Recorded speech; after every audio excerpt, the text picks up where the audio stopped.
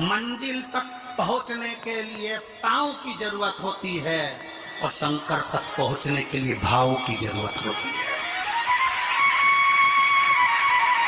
मंजिल तक पहुंचना है तो पांव की जरूरत होगी, और शंकर तक पहुंचना है, शिव तक पहुंचना है, शंकर से कुछ प्राप्त करना है, झोली पसार कर अपनी झोलियों में खुशियां प्राप्त करना है, तो भाव की जरूरत होती है, केवल भाव। आप कितने धनपति, कितने करोड़पति, कितने सत्तापति, कितने वैभवपति है, कितना आपके पास में वैभव है, कितना धन है, कितनी संपदा है, वो कोई मायना नहीं रखता। आपका भाव कितना है, शंकर जी के प्रति आपका दिल कितना है, भगवान शंकर के प्रति आपका भाव कितना है, वो देखा जाए। और कभी मौका लगे ना तो एक बार सीहोर कुबेरेश्वर धाम रुद्राक्ष महोत्सव में आकर देखिएगा।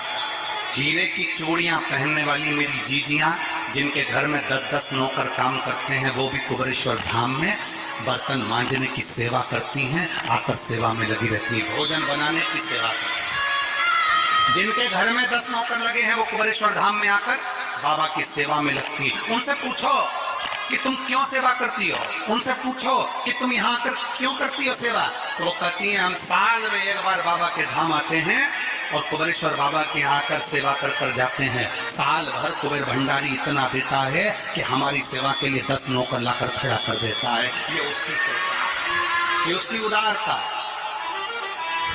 ये उसकी दया। शंकर भगवान ने पूछा कौन सा रूप, तो कि जो मैं बचपन में भजती थी, जो मैं बचपन में भजती थी, जिसको मैंने बचपन में दर्शन किए हैं, छोटा सा शिवलिंग,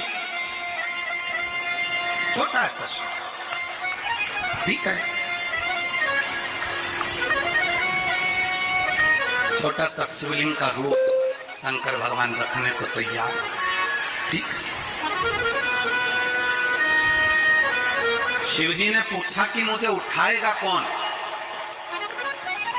पार्वती जी मुस्कुरा कर कहती हैं, सुनो भोलेनाथ, आप अगर अपने असली स्वरूप में बैठते हो ना, तो दुनिया का कोई तुम्हें तिल भर नहीं हिला सकता, पर जब तुम छोटे से शिवलिंग के स्वरूप में हो जाते हो, तो कोई बच्चा भी तुम्हें गोदी में ले लेता है, क्योंकि वो आपको भोला मानता है, वो आपको भोला मानता है, वो आपको भोला समझता है, सरल सहज।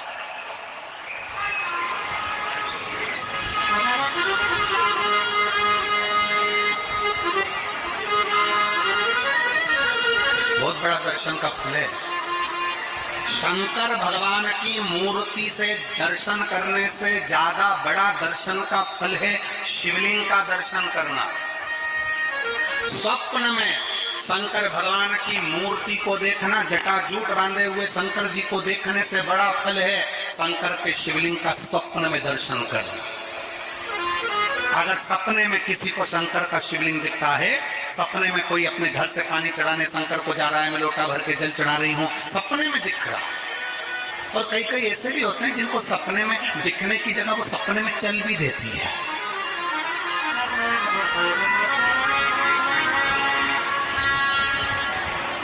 महाराष्ट्र में कथा थी, तो वहाँ एक पत्र आया था, एक भाई ने लिखा था, मेरी पत्नी से मैं बहुत परेशान हो गया हूँ, उसका नाम हमें स्मरण में नहीं है, सिरपुर की कथा में वो पत्र था। तो उसने लिखा मैं अपनी पत्नी से परेशान हो गया हूँ।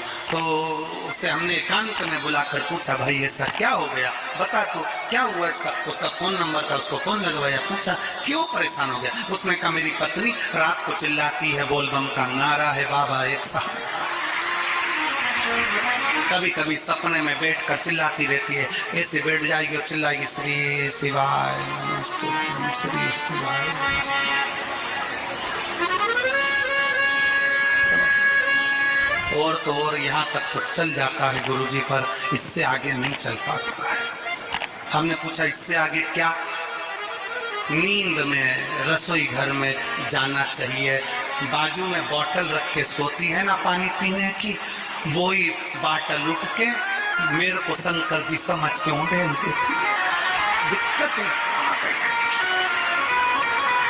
नजदीक तक यहाँ तक भी चल जाएगा कि श्री शिवाय नमस्तुभ्यम जपे, और ये भी चल जाएगा कि बोल बम का नारा है और बाबा है, पर ये नहीं चलेगा कि वो पानी की बोतल ठंड में मेरे ऊपर डाल दे। हमने कहा तू कल अपनी धर्म पत्नी को लेकर आना। उसकी पत्नी आई,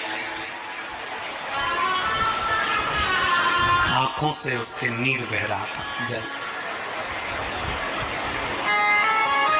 आंखों से जल बह रहा। जैसे आज गाड़ी चलाकर लेकर आने वाले जो भाई थे, अब कमल जी आपने किसको भेजा था हमें नहीं मालूम, जो गाड़ी चलाकर आज लेकर आए थे हमको लेकर, उनकी आंखों में जल भरा हुआ था।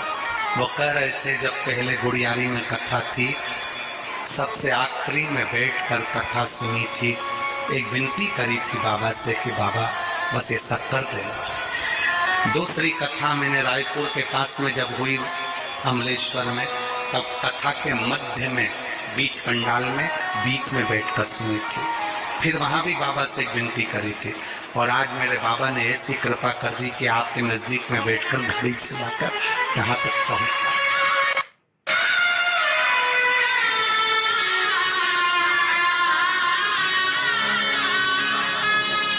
शिव कृपा। गाड़ी चलाते चलाते उनकी आंख में जल था, तो हमने उस दीदी से पूछा, जी तुम रो क्यों रही हो, ये बता, रोने का कारण क्या?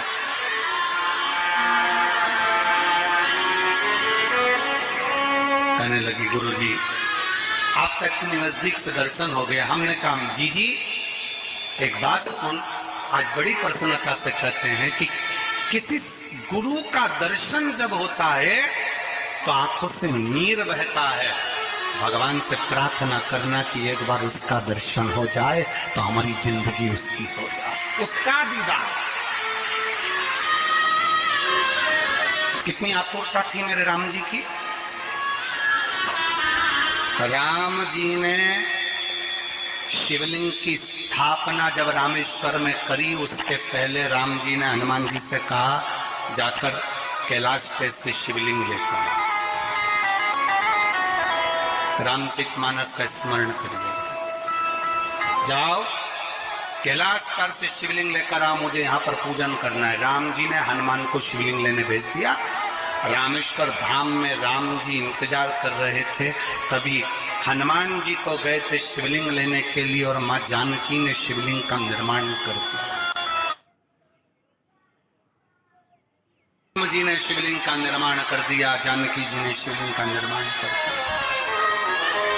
मतलब शिव जी को प्राप्त करने के लिए क्षण की भी देरी नहीं करना चाहिए। तुरंत हनुमान जी शिवलिंग लेकर आए, हनुमान जी की आंख में जल। हनुमान जी बोले प्रभु, हनुमान जी बोले नाथ, मेरे को शिवलिंग लेने भेजा था और मैं शिवलिंग लेकर आया, उससे पहले आपने रामेश्वर धाम की स्थापना कर दी। अब मेरे शिवलिंग का क्या होगा जो मैं लेकर आया? राम जी मुस्कुराकर बोले, रे हनुमान, शंकर के शिवलिंग की पूजन में तो देरी करना ही नहीं चाहिए। जैसा बन जाए वैसा बना लो, जैसी पूजन हो जाए वैसी कर लो, जैसी आराधना हो जाए वैसी कर लो। तो मेरे शिवलिंग का क्या होगा? राम जी ने कहा चिंता मत करो हनुमान, इस शिवलिंग को मैं ले जाकर स्थापित करता हूँ। एक शिवलिंग हनुमान जी महाराज का स्थापित करा, एक शिवलिंग सीता जी के हाथ का राम जी ने स्थापित करा। जो सीता जी के हाथ का स्थापित करा वो रामेश्वर शिवलिंग हुआ, और जो हनुमान जी के हाथ का स्थापित किया वो हनुमतेश्वर शिवलिंग हुआ, जो आज भी रामेश्वर में विराजमान। भगवान राम जी ने कहा सुनो हनुमान, जो रामेश्वर का दर्शन करने के लिए आएगा, रामेश्वर बाबा पर जल चढ़ाएगा, गंगोत्री से जल लेकर यहाँ पहुंचेगा, और गंगा जल जब वो रामेश्वर भगवान को चढ़ाएगा, रामेश्वर भगवान को चढ़ाया हुआ बड़े भाव से थोड़ा सा जल जब तक वो हनुमतेश्वर को नहीं चढ़ाएगा तब तक उसके 12 ज्योतिर्लिंग की यात्रा पूर्ण नहीं होगी। हनुमतेश्वर ज्योतिर्लिंग पर भी शिवलिंग का रूप धारण करे शंकर जी विराजमान। भगवान के स्वरूप से बड़ा शिवलिंग, और जितना पूजन का मौका मिल जाए, कोई कह दे ना, हमसे कोई कह दे किसी के यहाँ जाओ और कोई कह दे कि गुरुजी हमारे घर के मंदिर का दर्शन करिए, सबसे बड़ी खुशी हमारे जीवन की। ऐसा लगता है अंदर फुलझड़ियां फूट गई। उसमें भगवान शंकर का दर्शन होगा, उसमें लाडले ठाकुर का दर्शन होगा, उसमें उनकी कुल देवी का दर्शन होगा, उसमें देवता का दर्शन होगा। परिवार से मिलेंगे बाद में, पहले मिलो अंदर विराजमान शिव से। कई बच्चे गले में रुद्राक्ष पहने रहते हैं ना, कई बच्चे, कई बेटियां, कई माताएं अपने गले में रुद्राक्ष पहनी रहती हैं, कई मेरे भाई अपने गले में रुद्राक्ष पहने रहते हैं। और बच्चे के गले में जब रुद्राक्ष का दर्शन होता है तो ऐसा लगता है कि शंकर इसके साथ कदम से कदम मिलाकर चल रहा है। पहले हम उस रुद्राक्ष को नमन करते हैं। जिसके गले में रुद्राक्ष होता है पहले हम उसको नमन करते हैं, क्योंकि उसके गले में शंकर स्वयं विराजमान है, शिव उसके साथ चल रहा है।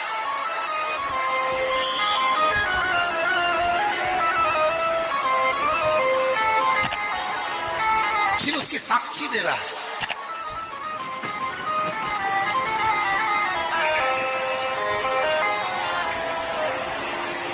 शंकर कृपा करने वाला दयालु दातार, उसकी उदारता, उसकी करुणा एक पत्र है।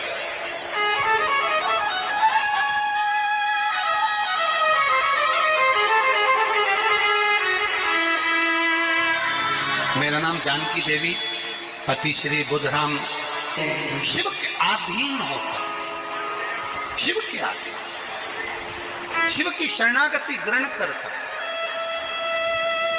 शंकर की, हम शिव के अधीन होकर क्या देगा शिव, क्या प्रदान करेंगे भगवान शंकर। मेरी जीजियों, मेरे जीजाओं, मेरी माताओं, मेरे भाई, मेरी बहनों, मेरी बेटी और बेटाओं, जो ये तुम्हारे पास में आकर कोई टॉफी बांट देता है, तुम्हारे पास आकर कोई पानी बांट देता है, तुम्हारे पास आकर कोई बिस्कुट बांट देता है, बाहर जाते जाते कोई खिचड़ी बांट रहा है, कोई चावल बांट रहा है, कोई सांबर बांट रहा है, कोई पूड़ी बांट रहा है, कोई सब्जी बांट रहा है, उस व्यक्ति का नंबर भी लेकर रखो और पूछना कि 3 महीने में तूने जो रायपुर में किसी का मुंह झूठा कराया था, तेरे को 3 महीने में बाबा ने दुगना चौगना दिया कि नहीं दिया। उससे पूछना कि उसने प्रदान किया कि नहीं किया। वो शिव है, शंकर है। अपना रूप बदल लीजिए, शंकर भगवान अपना रूप बदल लो।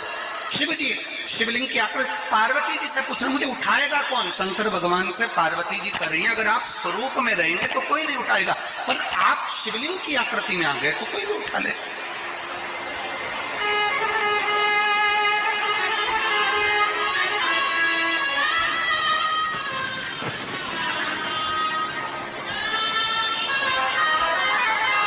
अपने बाप के घर, अपने पिता के घर, अपने पिता के घर, अपने बाबुल के घर, अपने पिता के घर।